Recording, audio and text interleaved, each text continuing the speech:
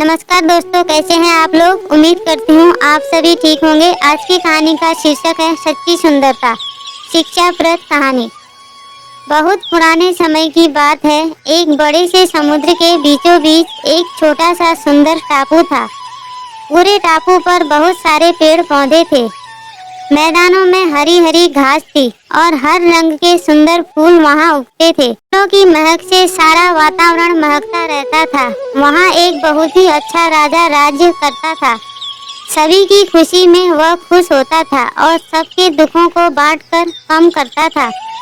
हर वर्ष वहाँ राज्य के कुल देवता की पूजा की जाती थी और उसके लिए बगीचे के सबसे सुंदर फूल को चुना जाता था। यह चुनाव राजा करता था। उस भाग्यशाली फूल को कुल देवता के चरणों में चढ़ाया जाता था। पिछले कई वर्षों से बगीचे के सबसे सुंदर लाल गुलाब के फूलों को इसके लिए चुना जाता था। इसलिए गुलाब का पौधा बहुत ही घमंडी हो गया था। उसे लगता था कि वही एक है जो सब फूलों में से सुंदर है। घमंड के कारण वह तितलियों और मधुमक्खियों को अपने फूलों पर बैठने भी नहीं देता था। यहाँ तक कि पक्षियों को अपनी डालियों के पास भी आने नहीं देता था। उसके ऐसे व्यवहार के कारण कोई तितली या पक्षी उसके पास आना ही नहीं चाहते थे। हर वर्ष की तरह एक बार फिर वह दिन आने वाला था जब कुलदेवता की पूजा की जानी थी। गुलाब के पौधे को पूरा विश्वास था कि राजा आएगा और उसी को चुनेंगे। गुलाब के पौधे के पीछे मिट्टी के ढेर पर एक पौधा अपने आप उग आया था। छोटा सा नाजुक सा, उस पर चमकदार पीले रंग के छोटे छोटे फूल उगे थे। वह एक जंगली पौधा था, इसलिए कभी कोई उसकी ओर ध्यान नहीं देता था। उसके फूल छोटे थे लेकिन बेहद सुंदर थे। घंटी के आकार के उन फूलों की पंखुड़ियों किनारों पर गहरे लाल रंग की थी। वह जानता था कि उसकी ओर कोई ध्यान नहीं देता है, फिर भी वह बड़े प्यार से सभी तितलियों और पतंगों को अपने पास बुलाकर अपना रस पीने देता था। पक्षी उसकी डालियों पर बैठे कर खुश होते थे।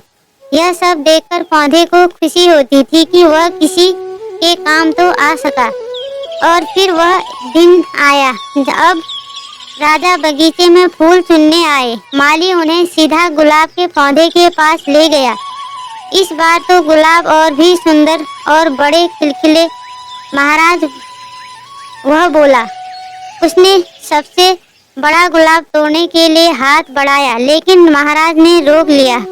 वे किसी और सुंदर फूल को ढूंढ रहे थे। वापिस जाने के लिए जैसे ही घूमे, उनकी निगाह पीले रंग के फूल पर पड़ी। उन्होंने घूमकर देखा तो उनको वह पीले फूल वाला जंगली पौधा दिखाई दिया। उसके आसपास अनेक तितलियां और पतंगे घूम रही थी, जबकि गुलाब का पौधा अकेला अलग खड़ा था। राजा धीरे से जंगली पौधे के पास गए और बोले, यह वह पौधा है जो बिना खाद पानी के उग आया है। बाकी सभी पौधों का माली विशेष ध्यान रखते हैं, समय से पानी देते हैं, खाद डालते हैं, काट छांट करते हैं, इसलिए वे इतने सुंदर हैं। लेकिन यह वह पौधा है जो अपनी हिम्मत से खड़ा है, फिर भी कितना स्वस्थ है, सुंदर है। सबसे अच्छी बात यह है कि इसके अच्छे स्वभाव के कारण सभी तितलियां उसके पास आकर बेहद खुश हैं। यही है सच्ची सुंदरता।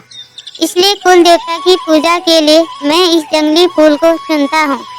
दोस्तों, कहानी कैसी लगी? अच्छी लगी हो तो लाइक कीजिए, शेयर कीजिए, कमेंट कीजिए और मेरे चैनल को सब्सक्राइब कीजिए। धन्यवाद।